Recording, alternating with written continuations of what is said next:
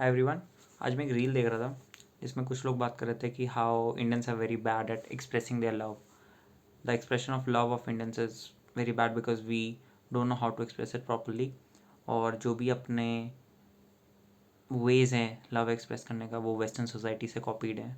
For example dates पे जाना, Valentine's etcetera etcetera.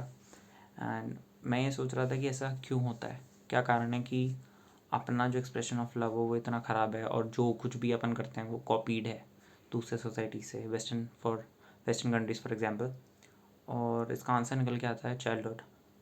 आप लोगों ने एक चीज़ नोटिस करी होगी कि बचपन से ही हर इंडियन बच्चे ने least amount of expression of love देखा है from their parents. The show of affection they have seen in their lifes is minimal. Let me tell you how. बचपन से आपने एक चीज़ देखी होगी, आपने कभी भी है ना अपने पेरेंट्स को हक करते हुए, किस करते हुए, होल्ड हैंड्स करते हुए कभी नहीं देखा होगा। They never do it. वो कभी भी अपना प्यार ऐसे एक्सप्रेस नहीं करते जैसे बाकी कंट्रीज़ में होता है। फॉरेन कंट्रीज़ फॉर एग्जांपल कभी किसी बच्चे ने ही नहीं देखा, बट उसने क्या देखा है? लड़ाइयाँ, कलेश, गाली गलौज, एक दूसरों की फैमिलीज़ के बारे में बोलना, टॉन्ट देना। वो साइलेंट ट्रीटमेंट देखा है, लड़ाई होने के बाद एक दूसरे को साइलेंट ट्रीटमेंट देना, चीज़ें फेंकना, दरवाजे ज़ोर से बंद करना, कलेश मचाना घर में। ये सब देखा है इंडियन बच्चों ने, ये देख के बड़े हुए हैं।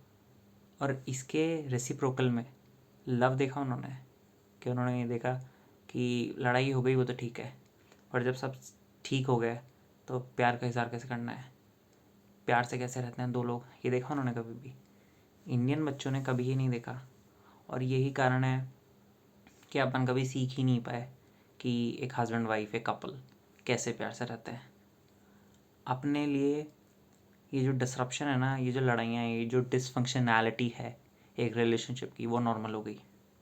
इंडियन बच्चे ने ग्रो अप होते हुए सिर्फ लड़ाइयाँ देखी हैं और उसके लिए इतनी नॉर्मल हो गई कि उसके जहन में ये बैठ गया कि यही नॉर्मल है।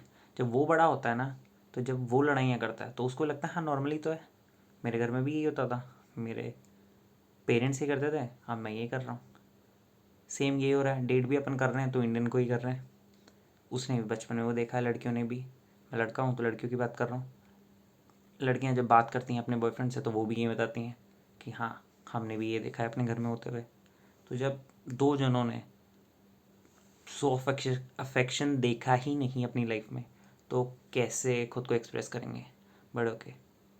पहले तो लव मैरिजेस का कॉन्सेप्ट भी नहीं था इंडिया में, अब तो चलो ठीक है, सोसाइटी आगे बढ़ रही है, लोग इस चीज़ को वो कर रहे हैं, बढ़ावा दे रहे हैं लव मैरिजेस को। बट फिर भी जस्ट बिकॉज आप बढ़ावा दे देते हो लव मैरिजेस को, इसका मतलब ये नहीं कि अपन को आ जाता है प्यार करना।